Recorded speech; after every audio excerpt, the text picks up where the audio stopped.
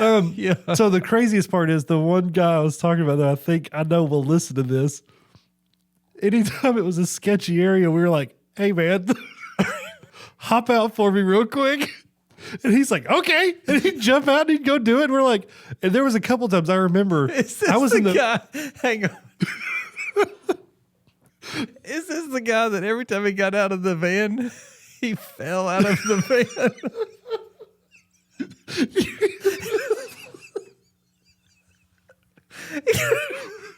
He did. The thunder bore 2 sons. One he named after himself, the other after the fathers before him, because ego was generational. The thunder lived wild and free to the fullest, laughed louder than doctrine, and when he vanished in a fist-pumping celebration, he left us, his unqualified, unstable sons, to figure it all out. Welcome to the Sons of Thunder podcast, where healing sounds like laughter, heresy is accidental, and joy is our end-time survival strategy. Strap in, say a prayer, and try not to get stuck in the truths that hit harder than a youth camp altar call. Now, let's dive in with joy as our protest.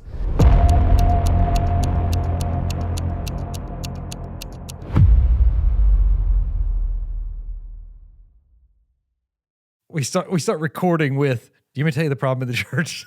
Yeah.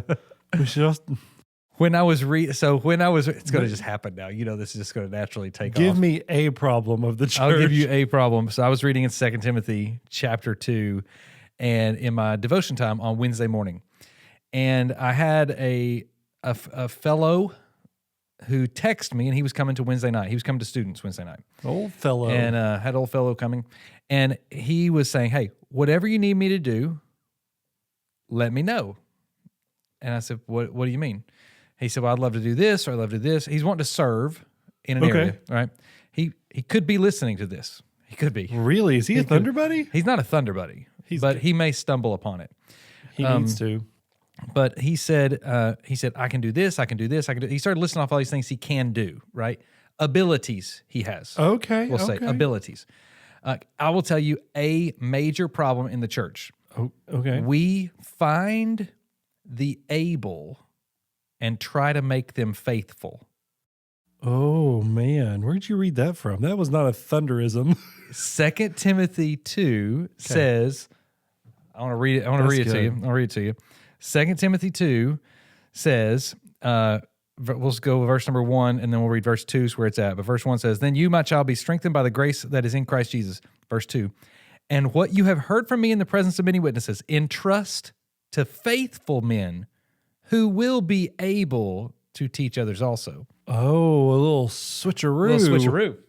So, meaning... You're doing it wrong. We're doing it wrong. The church is doing it wrong. We try to find the best suited, gifted person to come and fill a role, and then when they're in that role, we're like, man, we want them to be faithful in this role, whereas we need to take the faithful and then make them able to do it. Oh, my goodness. So I had breakfast with a guy today, this morning, and he said, hey, man, I just want you to know, he said, I'm all in. You tell me what you need. You tell me where you need it. But I want you to know I am in. Which that's when I finally said, now we're talking. Like now, if I know he's faithful, then I will make him able to do whatever. It's so much easier to go that way because that's what the Bible says to do than it is to go the other way around. Where we tried, because here's the deal. I can go find talent. You can. I can go find a guy that can sing, but is he going to be a faithful worship leader? Right. Don't know. You want to find the faithful and make them able. My favorite is when you have people that were very similar to my story. Is I'm all in, like whatever it is, and the first question is typically, but what can you do? That's the one I was typically asked. Right.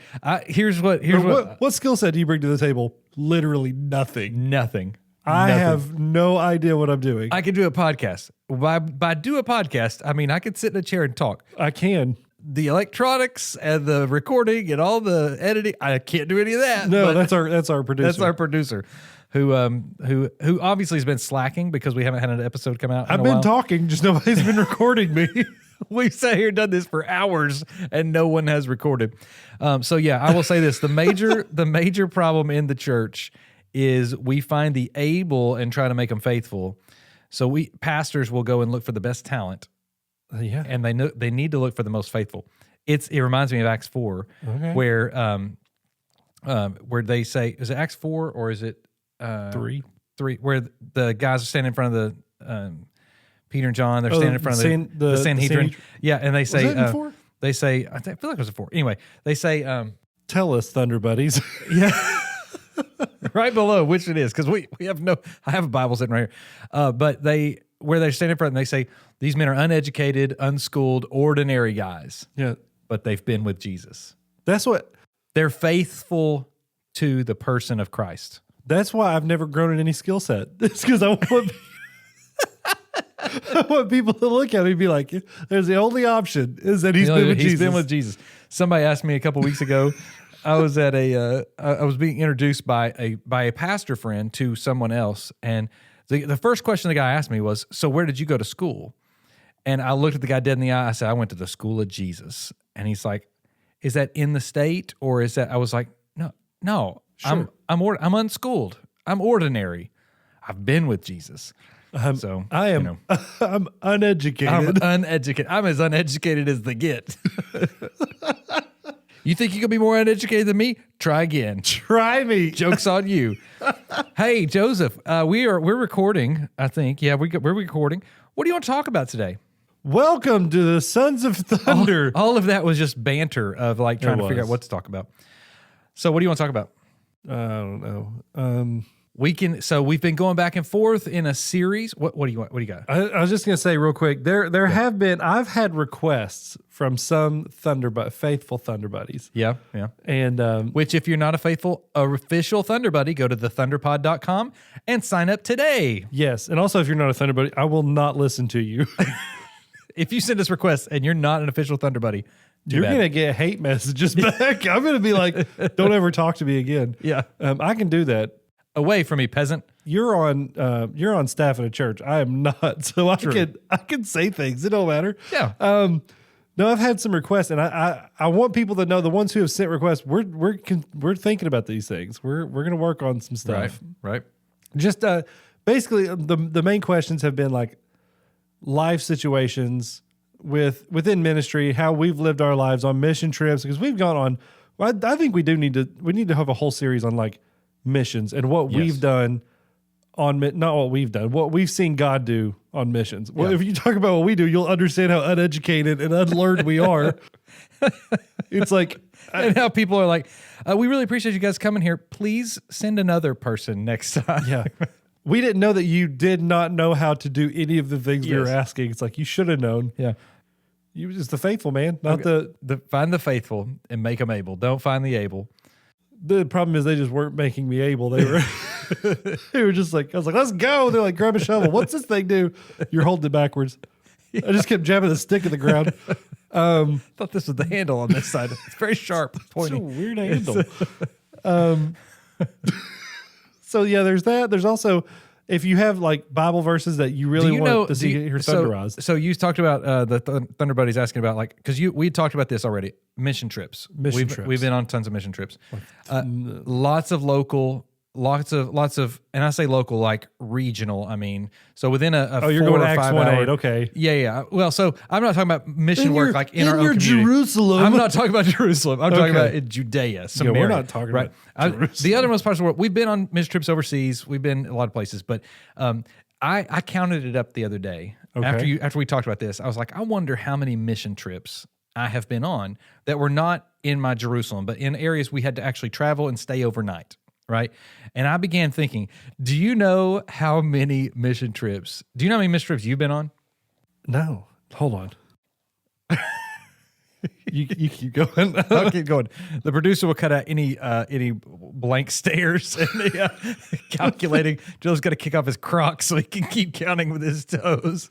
Oh, he's not joking. It's nasty. It's not nasty. Gross. Oh, they are gross. Yeah, they are because they're Crocs. I think that's cat poop. I don't approve. But I have been on 87 mission trips. Holy smokes! 87 mission trips.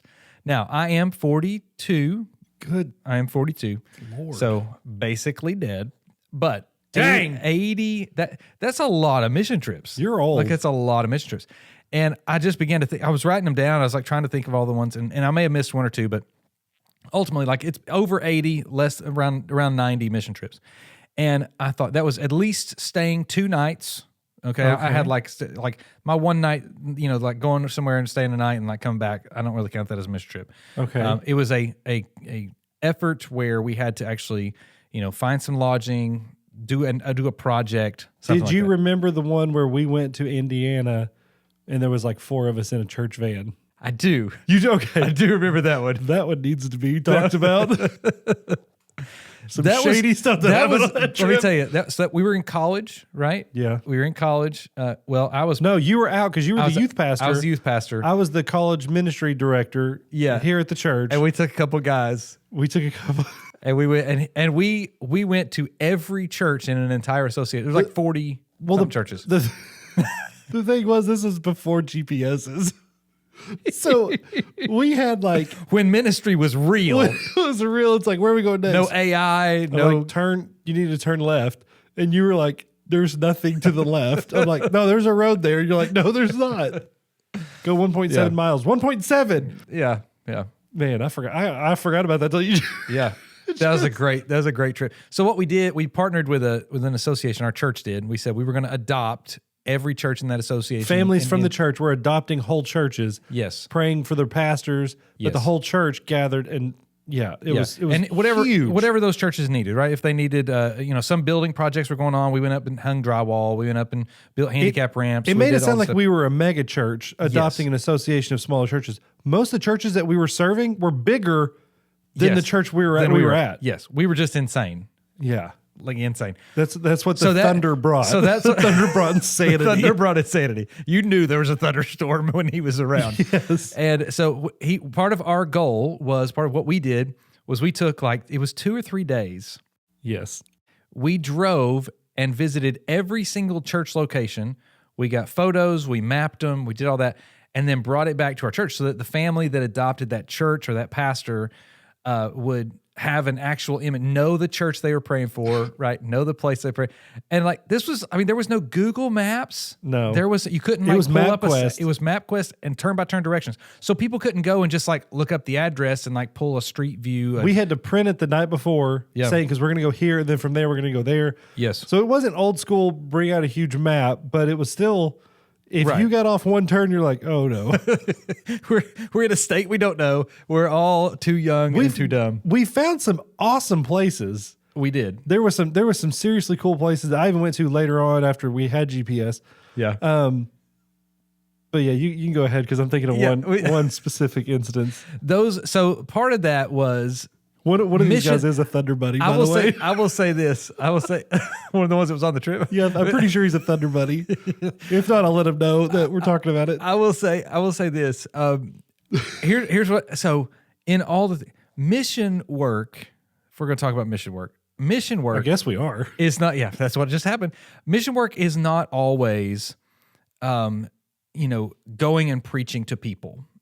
Right. So sometimes in mission work, you are going to serve another body of believers or encourage or empower or whatever to a group of Christians or believers that then can go and share the message. So we were going and equipping churches in those days, and we weren't even. I mean, there were some people we didn't even talk to church pastors on that trip. Right. We were just trying to say our church needs the connecting piece. We are going to be that connector piece, and we didn't. I have something in my head that I don't want to say, but I do want to say it. Wait, it's going to make us sound crazy. Which part was it? There's one piece that's going to make us sound crazy? I'm not going to say it's the paid subscription version. As we were going to all these churches. Yeah. Paid subscription right here. So the craziest part is the one guy I was talking about that I think I know will listen to this. Anytime it was a sketchy area, we were like, hey, man, hop out for me real quick. And he's like, okay. And he'd jump out and he'd go do it. And we're like, and there was a couple times I remember. I was in the guy. Hang on. Is this the guy that every time he got out of the van, he fell out of the van?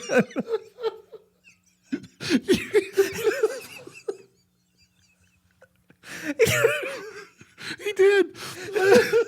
It was every single time. It was a van where you had the back doors that opened up on the side, and it was a church van. It was a big church van. The doors opened up, and there was it had a step, right, like 2 steps down or whatever. So he would always miss that bottom step. And it wasn't just once. It was literally at least 20 times. It was oh my gosh. And if you remember, every single time it was the same words out of his mouth. He'd say, "Oh shoot!" Yeah. As he'd roll out.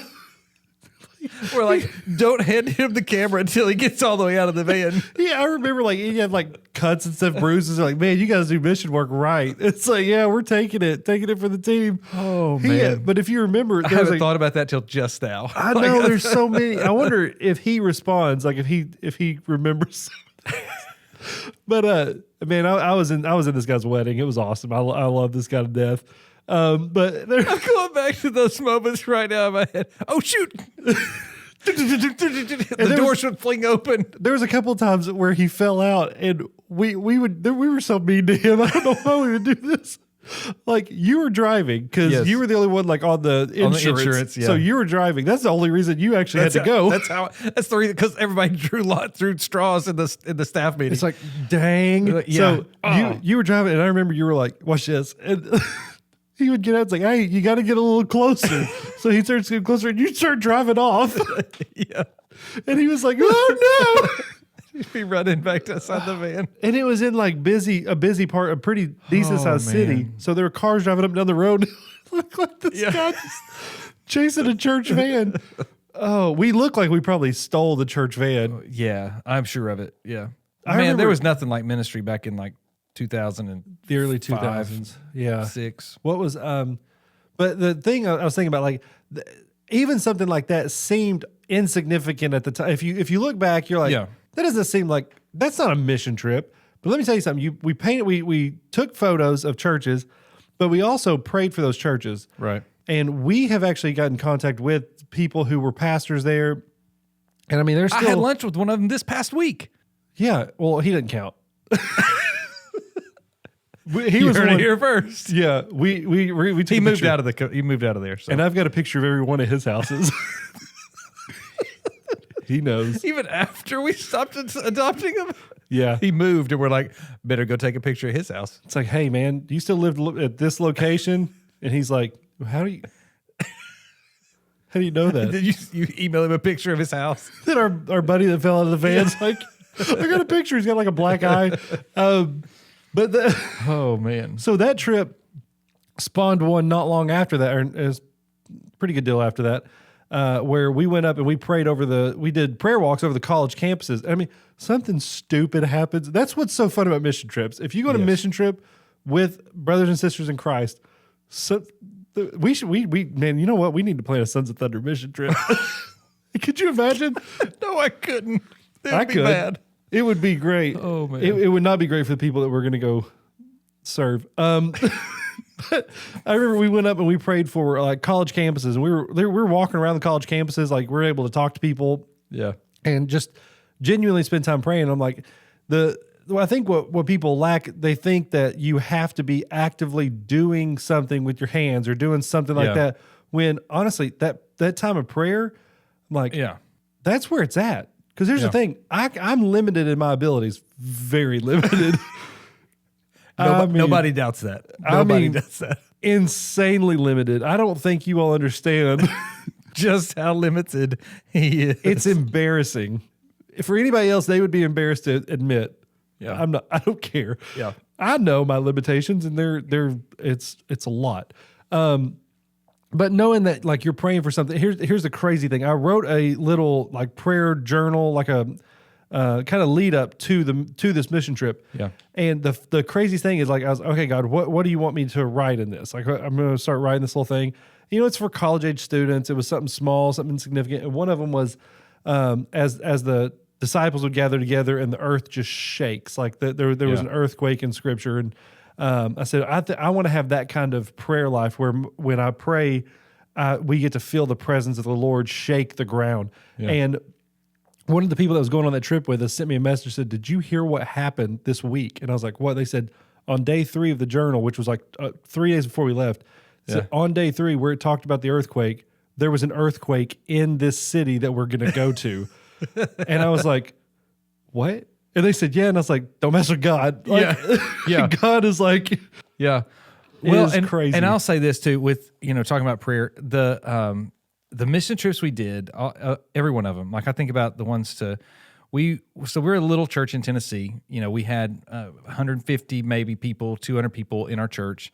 It grew. We may have been pushing 300 by certain points, but we were adopting entire associations of churches and school systems and all kinds of stuff, and like whatever they needed, we would go and do. And I do remember that the most powerful points in all of those trips, all of those association partnerships, and all that, the greatest element of all of it was prayer, no doubt. And I think about it. You can do that right now. right. You don't have to have a partnership with some association. You can drive by a church. I'll catch myself sometimes driving by a church that I've never heard before, right? Falling out the door, taking pictures of it. Get my phone out. Let me get a picture here. Yeah, I can get a picture. But especially those churches, I'll catch myself, especially those churches that have the signs that have like the pastor's name on it, little small church, and Throw eggs at it. Yeah, exactly. Most of those signs are changeable, so I'll go up and take the pastor's name off, and then he shows up that Sunday, and I'm thinking he's like, "Did I just get fired? Oh gosh!" But we're from a pastor's family. Yeah. But that's why we'll have them put one of those signs up here. I don't want them to think that at our I church. like when they put it on like a little chain sign underneath, so it's real easy just to take off. You're anticipating this, Yeah. man. Yeah. Oh gosh. But prayer is usable anywhere, right? You don't have to have any kind of like special time or special whatever. You just stop and pray. I remember driving down the road a couple weeks ago, and I was going to meet another pastor that it was in a little bit of a just kind of a stressful situation, stressful time. And I drove by this little church I'd never heard of before, and it had the pastor's name on it, and as I looked at it, the Lord just kind of was like, "Hey, I'm working here too." And I thought, in my mind, it's a small church, it's a small congregation, I'm like, I've never heard of this pastor, I've never heard of this church, I did, and I'd taken a couple roads that I'd never taken before, and so I was like, just kind of driving around, and it was and whenever he said, hey, I'm working here too, and in my mind, I thought, I need to be praying for this church, and so I started praying for the church, right? Then I catch myself. Then what happened? Here's what prayer does. Okay, so we talk about missions. Changes your Instagram's algorithm. It changes it. It changes all your algorithms. It changes everything. Because here's what happened. After I'm praying for that guy, and I'm praying for this guy. I don't even know. I can't remember his name now, Wilson or something. And as I was driving away, I get to the lunch and I meet this pastor, and we have our lunch, we talk, I'm encouraging, try my best to, hey man, I'm praying for you, let's pray together, whatever, blah, blah, blah. And then I get back in my truck and I think, okay, I'm going to go back to the office now. And what had happened in mine, I'd been praying for this pastor of this church I didn't know. I prayed for the guy that I was sitting with. I get my phone out and I start texting pastors. And I'm just like, as I'm texting, I begin praying for him. And I'm like, this is unreal. This is unthinkable. And it was all because I had a moment where God said, I'm working here, pray for him. And I thought, I don't know what happened there. I don't know what's happening there at that church. It's not like I'm Googling them. It's not like, and there's a part of me that thinks I need to go up there and find their number, call them, figure out who the pastor is, friend him on Facebook or find him online or something. But I thought, you know what? Maybe it was just a moment where God said, I want you to pray here at this church because I am at work. Don't limit me to just these moments. Because here's the deal. You and I talked about this. We were trying to talk about figured out what to talk about. And God's been doing a lot here at our church. And, we've had people saved now multiple times in multiple services, like in multiple places, people giving their life to him. I had a phone call with a guy who made a decision this past Sunday. I had a phone call with him today.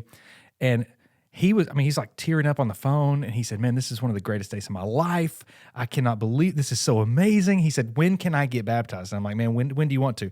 He said, well, I know you baptized in that little pool in the church, but can we do it in the river? And I was like, bro, it's like November. So definitely. He's like, well, I've done cold plunges before. I've not. Yeah, I'm like, I appreciate that. I guess I'm involved now. I guess I'll be doing a cold plunge. But Be careful when you want to, if you ever feel called into the ministry. Yeah, yeah. Well, so what's happened the last couple of weeks, and we had, even at students, we had somebody saved. And like, as I've been leading all these people to the Lord and hearing what God's doing and it changed the story. And then, I drive past this church. I'm like, I don't know if he's doing something there too. Like he is. He's working there. He's working in all these different places. And prayer is our connection piece. I think about sometimes, whenever it's all said and done, everything's restored and we're in heaven, it's all good. If the pastor of that church comes up to me, because we're going to know Right. things, right? Is he going to come up and be like, hey, Samsonite. I was going that's his name. Nailed it. Is he going to see it and say, hey, you know what? This day, you don't know this. God just told me, but like on this day, I was really struggling thinking about leaving. And he sent you, according to your map on your GPS, that sent you around the traffic. And you Right. just thought you were avoiding traffic. And you made it an eternal moment. And my day was changed. And I didn't know it. I didn't even know what. Somebody told me the other day, they said, I don't realize there's some days that just work out well. And like, those are the days I believe we're sustained by someone else's prayer life, someone else interceding for us on our behalf. Oh, yeah. And it radically shifts everything. Like Somebody been praying for me a lot. You know what I'm saying? the fact guess that I you're should- still here. Yeah. It's a lot of prayer. There's somebody like in a back corner of the Kudos. room just feeling beat up right now. Kudos to Mom who's watching now for praying Joseph alive now. She comes out, To it's this like day. missing a couple of teeth, black eye. You okay? So I've been fighting. Yeah, I've been in the war room back here praying for my sons. It is not an easy task. Yeah. Between her and our grandparents and all the people praying for us. Yeah. There was something else I was gonna say. What was it? Oh gosh. Okay, I'm gonna do this. So why not? Right? Who cares? This is a chopped up episode. Okay, we're chopping this all up. Okay. Sunday night. Sunday night. Did I tell you what happened Sunday night at Fields of Faith? No. Was I there? Our local high school I wasn't there. had Fields of Faith. I forgot It's an about FCA event, right? Did I really not tell you this? I don't think so. So I don't listen fully. So my daughter, yeah, oh, I know that. So my daughter, What? Yes, you have one. I have two daughters. You The have daughter two. that leads worship was leading worship at the Fields of Faith. Oh, I didn't know And so, that. yeah, she led worship. Her and her FCA worship team, they led worship. And then after they got done leading worship, they had a student stand up and give their testimony. I'm about to blow your mind. Okay. So the student I don't know who the student is. Oh, No. I thought you were leading up like I knew who it was. I didn't know who it was. So I'm sitting up in these bleachers, right? So it was about to get rained out, and so they moved it from the football field to the inside to the basketball court. Okay. So I'm sitting here on the side, and all these students are over here. It's a great crowd. It's a great energy. Everything's good. And everybody thought nobody's going to show up because of the rain, but everybody showed up and came inside.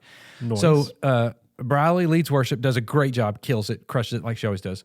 And it was just a real sweet spirit in the room. Well, this girl got up to give her testimony. She's a student, and she opened her piece of paper and she set it down on the little stand, and she had printed it out to make sure she didn't forget any processes, right, of her salvation story. So she got up and said, "Hey, this is my story." This sounds just like how prepared we are for things. Yeah, I'm looking around. Do we have a piece of paper here? So she gets up and says, "This is my story of how God has rescued me and changed my life, and here's my story." She says, when I was whatever years old, she said some date. She said, I went to a fishing tournament. Shut up.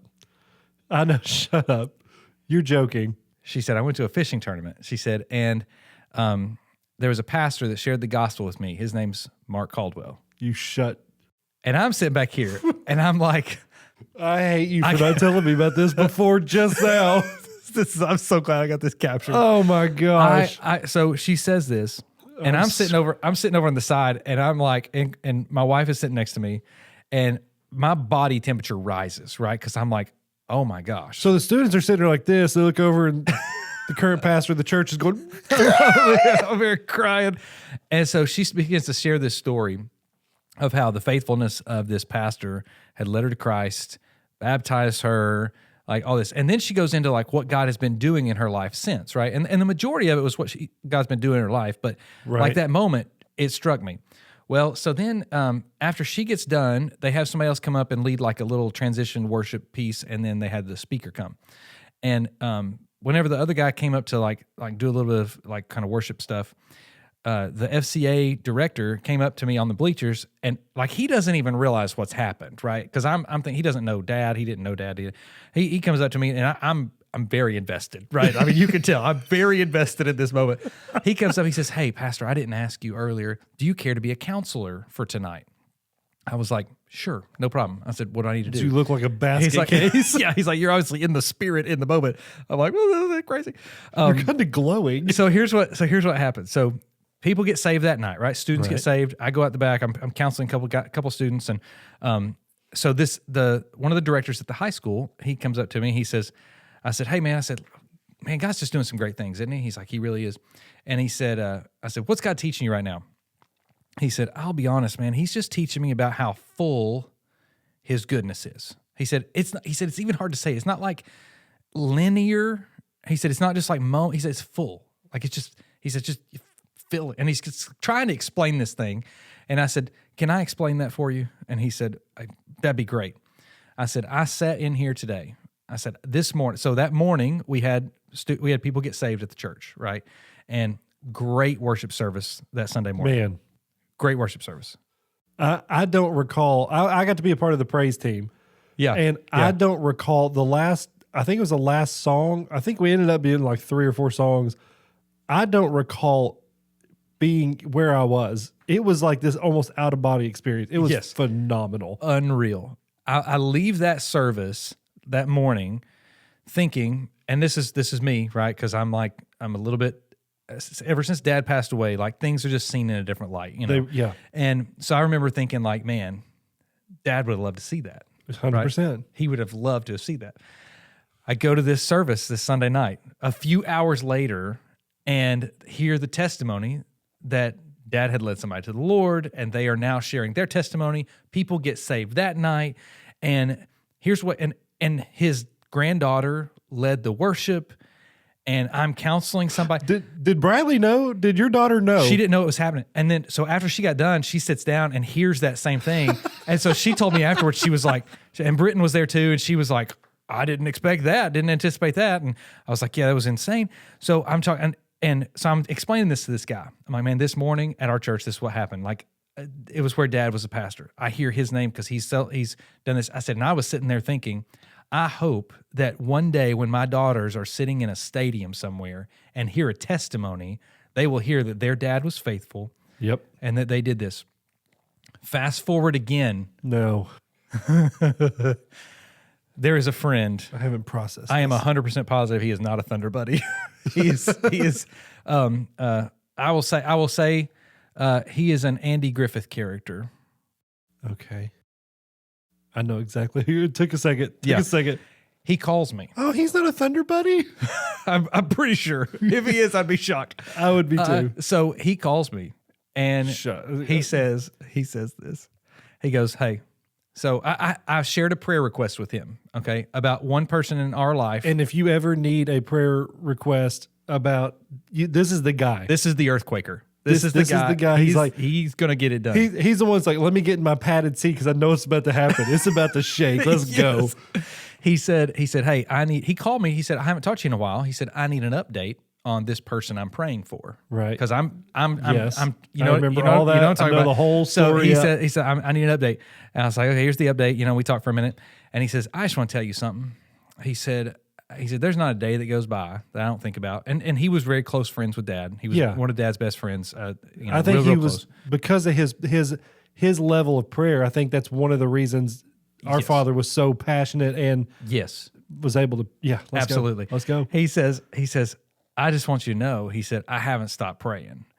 And I could have run through a concrete wall at that point. I have seen God do, and this was right after our student that got saved on Wednesday night, right? This was the next day. So this was the next day. The story with that one and our father, and our dad is yes. So I started thinking, man, dude, like you talk about legacy, you talk about faithfulness, and is his faithfulness ever going to be wasted on us?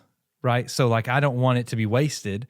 And so I'm going to do my best to instill in my kids and to train up others and to do like all the things. It's been a wild week. Because of what happened Wednesday, it reminded me of a time I was able to go and speak at a church that our father was a youth pastor at.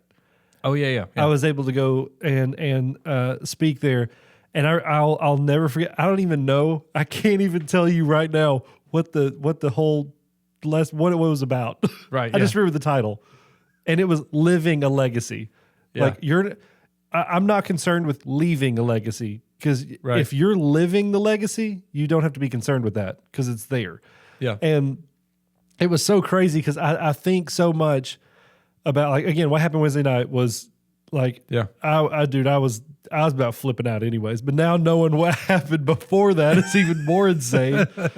Because I hear people all the time still coming up to me like, man, this is what your dad did. And I'm like, I want the same thing. I want my kids to see that and be like, no, there's not a shadow of a doubt in their mind.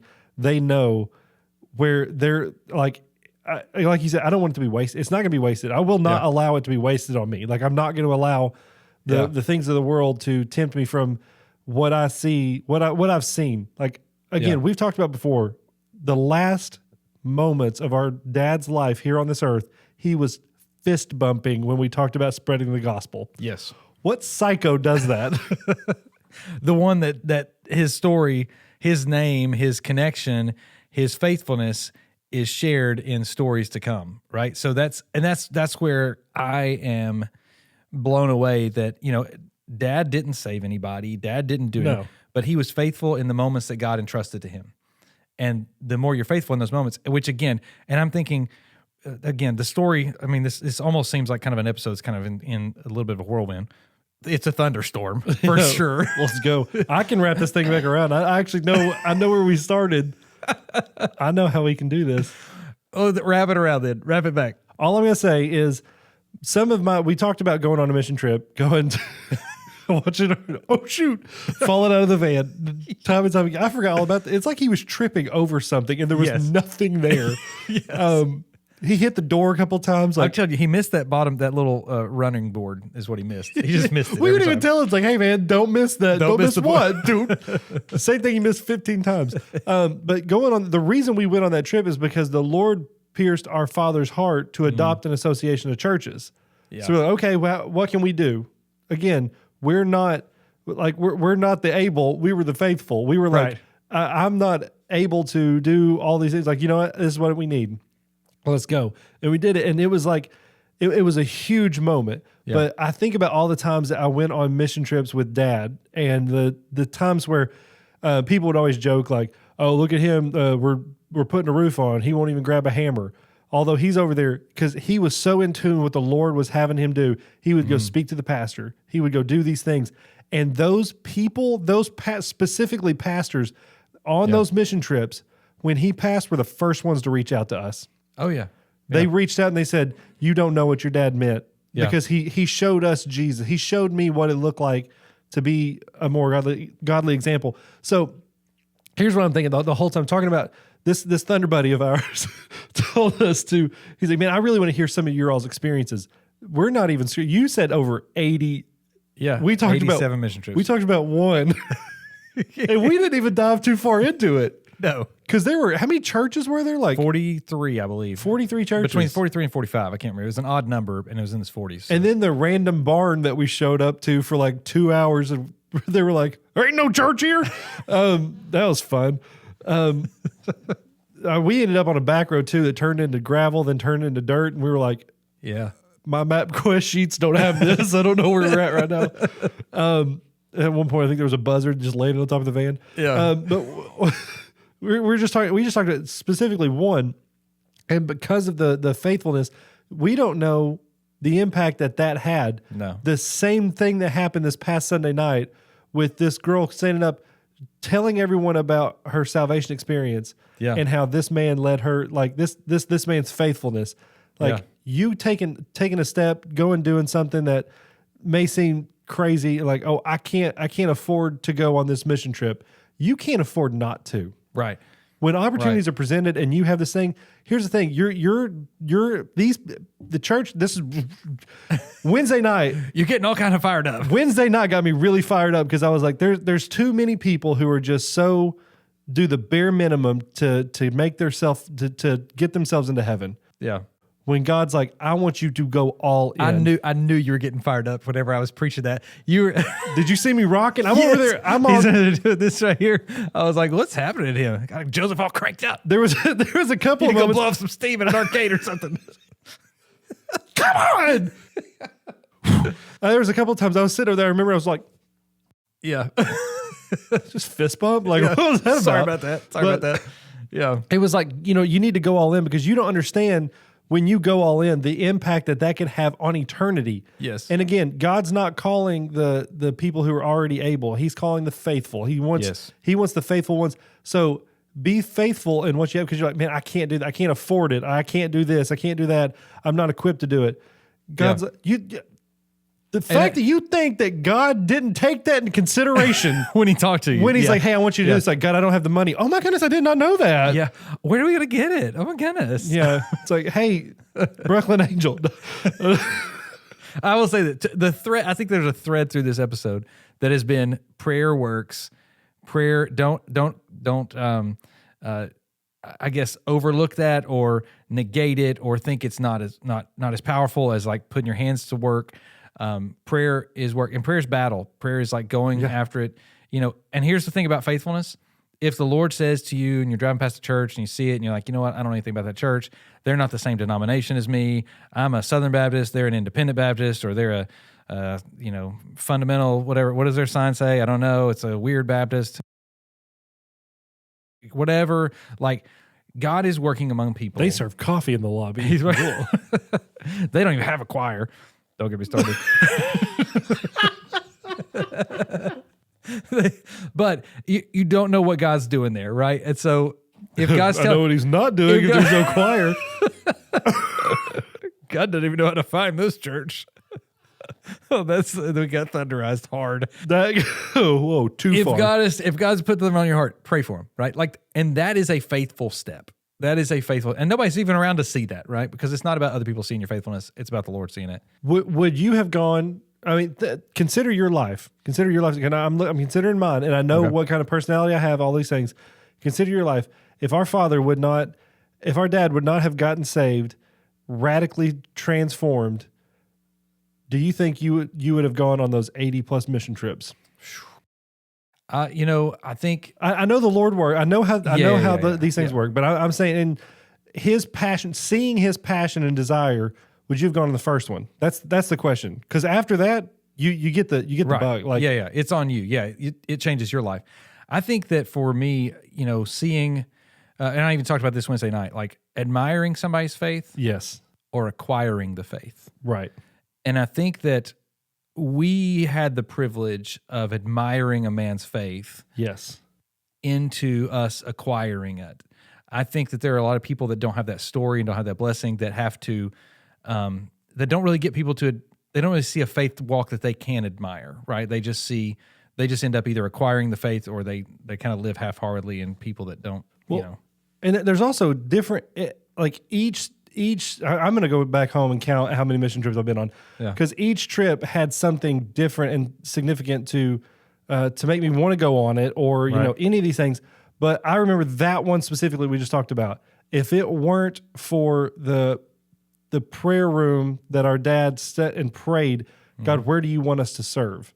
Yeah. We would not have gone there. There would have been no reason for this association of churches would have ever. Why would that have creeped through our mind as college age students? Right. Yeah. We're not gonna be like, and I'll say about that mission trip. So I was working on staff at the church. Yes. So I remember taking the photos back. We had a digital camera, right? We took the photos back, and we had to start proofing them because he was taking them halfway as he's falling out of the vehicle. Yeah. This was really blurry. I need you to go back and get another one. We made sure they were clear. But I remember we came back, and so he put together for every family that had adopted a church and a pastor, we put a photo in there, put the story of the pastor and all that kind of stuff, gave it to him. Dad printed out every single church and every pastor's note and all that and had it in his office. Yep. And he prayed over them every week. And especially, I remember him telling me on Saturday nights, he would pray for those churches for the Sunday mornings. Because let me tell you, Saturday night as a pastor is not fun. Like, it's not, I can't sleep. I can't, and Dad never could. He never did sleep anyway. But Right. like, I can't Saturday sleep night was on the Saturday. worst. Yeah, I can't sleep on Saturday. I can't eat. I can't, like, it's all kind of crazy. And I remember he would pray, and I remember talking to him on Saturday nights, and he said, I said, what are you doing? I called him, and he said, what are you doing? He said, I'm praying for our Indiana pastors. And I said, oh yeah. And I was like, I'll do that too, you know. And I'm like, Lord bless the Indiana pastors. And he's calling names. Amen. He's calling names. He's saying their stories, their kids, their wives, their families. He's like, you know, Lord, I know this person has a sick mom right now, and they, you know, I know that they're having to put her in ICU, they're having to put her in hospice, and like, he knew the stories of those people. And you know why? Because it mattered to the heart of God. Yes. So it mattered, to him. Yeah. So when we say we're going to pray for you, God bless them. Do we really even care? We don't even know how to define bless.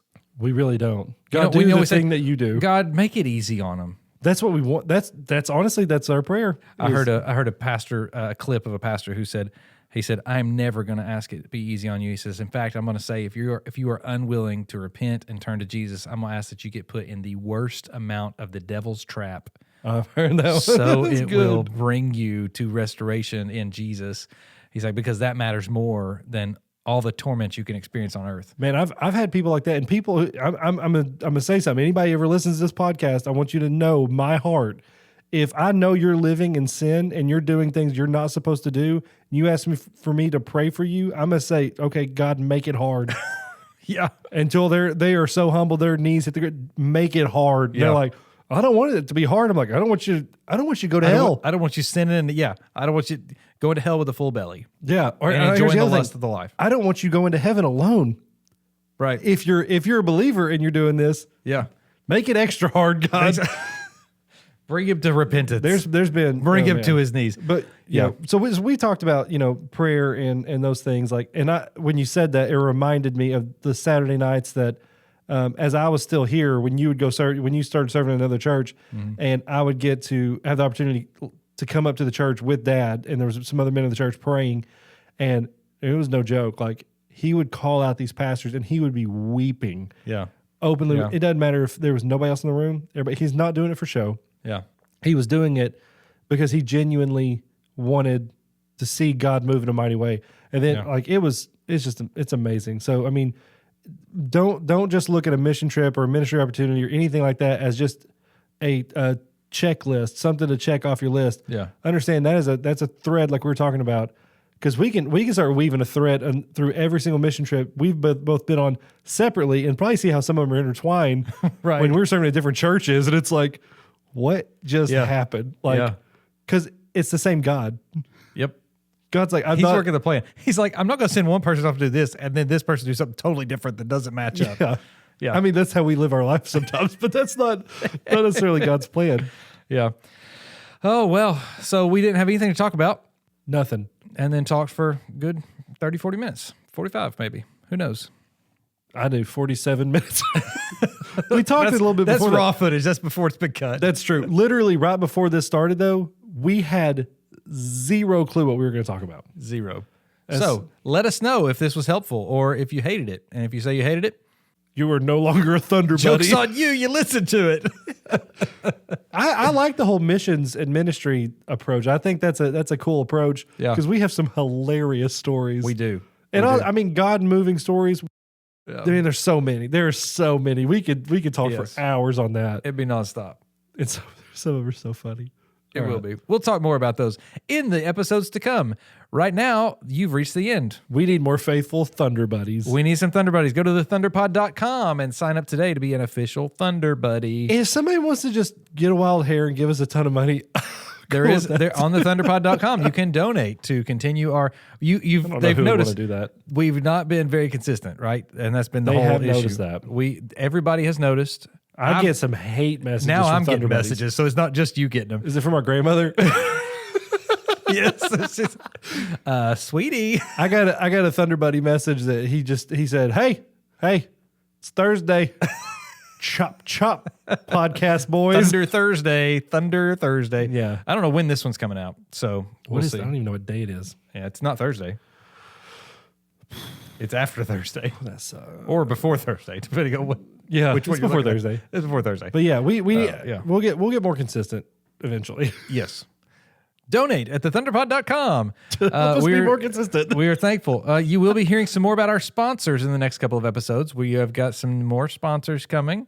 And I heard a lot of these sponsors are there. I mean, we've mentioned it before, but they got some merch. They've been pushing my way. Yeah. Saying we need to be pushing some merch. And I'm like, hey, here's the thing. Talk to our producer. Our producer's the worst. But don't worry, guys. I wish you would do something. You're getting fired. It's good. That was good. Come join next week as we have a new producer. Or depending on which week it is. Join next time. Just say next time. That way it has to be. I'm sorry, I said week. Yeah. Join us next time. Yeah. Bye.